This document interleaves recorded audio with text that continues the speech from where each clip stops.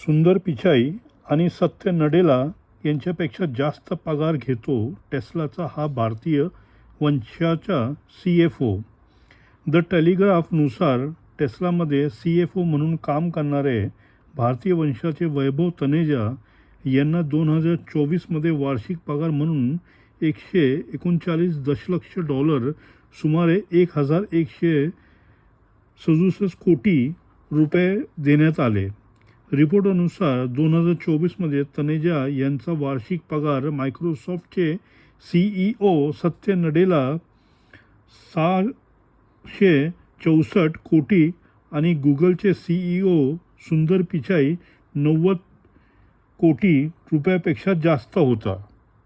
जावयाने म्हटले, फुकट कशाला नांदू म्हणून टाकलं मारून पोरीला.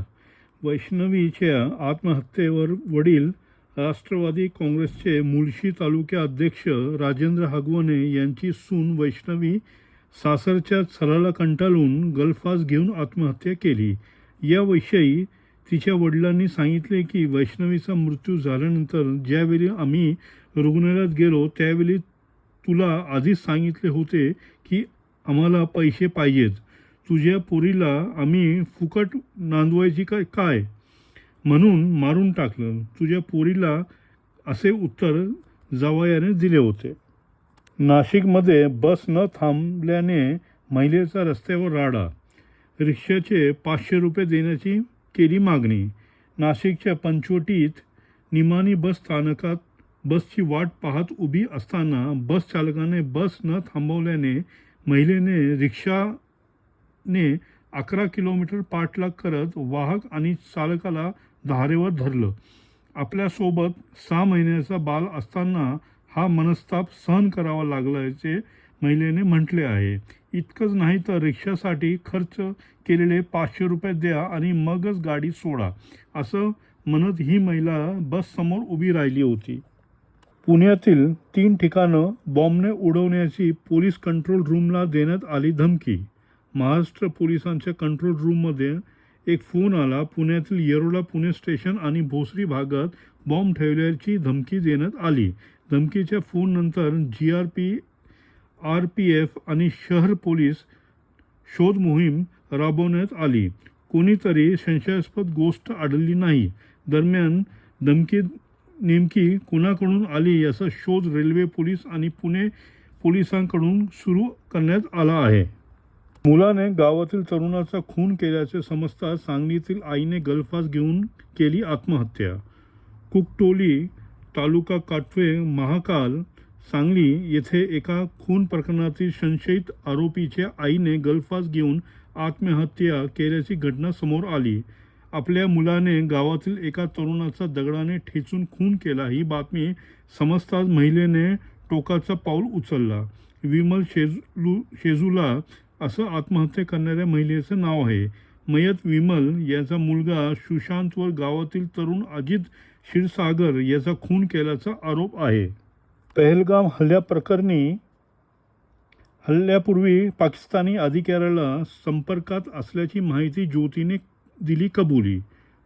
पोलीस हिसार हरियाणा पोलिसांचे प्रवक्ते विकास कुमार यांनी सांगितले की हेरगिरीच्या आरोपाखाली अटक करण्यात आलेल्या यूट्यूबर ज्योती मल्होत्रा पहलगाम हल्ल्यापूर्वी पाकिस्तानी उच्चायुक्तातील अधिकारी एहसान उर रहीम उर्फ दानिश याच्या संपर्कात असल्याची कबुली दिली.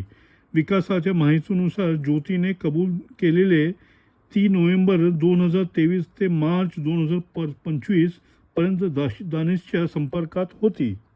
ऑपरेशन सिंदूर विषयी परदेशी जाणारे शिष्टमंडळ म्हणजे टूर्स अँड ट्रॅव्हल्स, संजय राऊतचे म्हणणे आहे. ऑपरेशन सिंदूरनंतर केंद्र सरकारने जगातील काही प्रमुख देशात भारतीय खासदारांचा शिष्टमंडळ पाठवण्याचा निर्णय घेतला आहे. याविषयी बोलताना शिवसेना उद्धव ठाकरे खासदार संजय राऊत म्हणाले, ज्या देशांचा भारत आणि पाकिस्तानशी काडी मात्रही काही संबंध नाही अशा ठिकाणी शिष्टमंडळ पाठवण्याची गरज काय. ते पुढे म्हणाले की काही टूर्स अँड ट्रॅव्हल्स कंपनी उघडून खासदारांचा पाठवले आहे, त्यामुळे भविष्यात काही फायदा होईल असं मला वाटत नाही. सुप्रीम कोर्टाच्या माजी IAS पूजा खेडकर अटकपूर्व जामीन, म्हणाले तिने खून केलेला नाही. UPSCच्या परीक्षेत फसवणूक करून चुकीच्या पद्धतीने OBC आणि अपंग कोट्याचा लाभ घेतल्याच्या आरोपाखाली माजी परीक्षार्थी IAS अधिकारी पूजा खेडकर यांना सुप्रीम कोर्टाने बुधवारी अटकपूर्व जामीन मंजूर केला. कोर्टाने सुनावणी दरम्यान म्हटले आहे की तिने कोणता गंभीर गुन्हा केला नाही, ना ड्रग्स माफिया आहे, ना दहशतवादी आहे. तिने खून काही केलेलं नाही. जमिनीची हिस्से वाटप मोजणी अवघ्या 200 रुपयात होणार. पूर्वी लागायचे 1000 ते 4000 रुपये. शेतकऱ्यांच्या जमिनीची हिस्से वाटप मोजणी शुल्कात मोठी कपात करण्यात आली असून आता राज्यातील जमिनीची हिस्से वाटप मोजणी अवघ्या 200 रुपयात होणार आहे. महसूल मंत्री चंद्रशेखर बावनकुळेंनी हा महत्त्वपूर्ण निर्णय घेतला असून ही पूर्वी यासाठी 1000 ते 4000 रुपये प्रति हिस्सा शुल्क आकारण्यात येत होता. शेतकऱ्याला आपली जमीन मोजण्याची असेल तर भूमी अभिलेखाच्या वेबसाईटवर जमीन मोजणीसाठी अर्ज करावा लागतो. लाडक्या बहिणींना मे महिन्याचे पैसे लवकरच मिळणार. उपमुख्यमंत्री अजित पवार.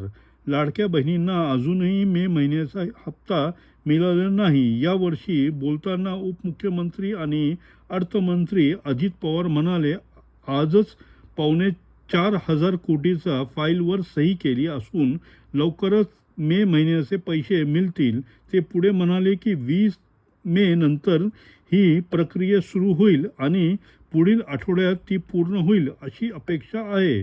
महिला व बाल विकास मंत्री आदिती तटकरे यांनी सांगितले की पैसे लवकरच मिळतील.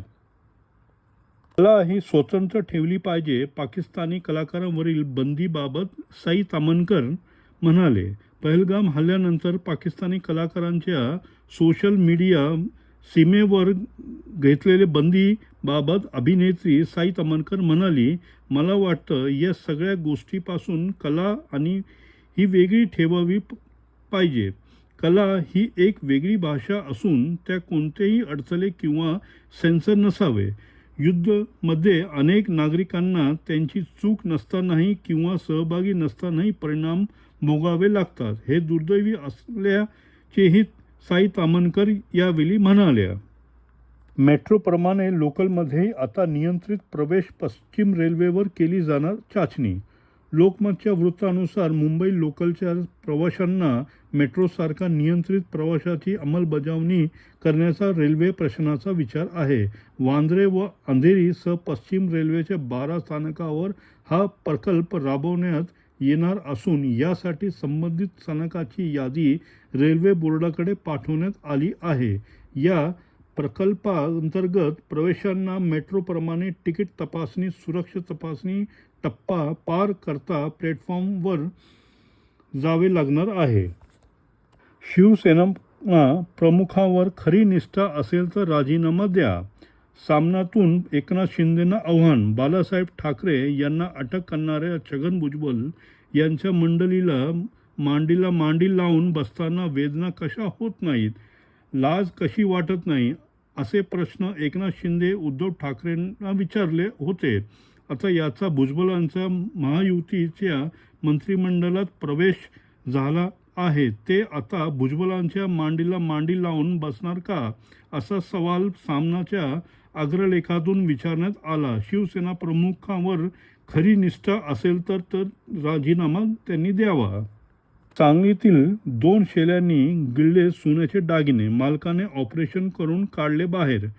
सोनी तालुका मिरज जिल्हा सांगली येथील 2 शेळींनी सोन्याचे दागिने गिळल्या प्रकार उघडकीस आला. त्यानंतर दोन्ही शेळ्यांवर शस्त्रक्रिया करून त्यांच्या पोटातील दागिने काढण्यात यश आले असून दागिन्याची किंमत जवळपास 40,000 रुपये आहे.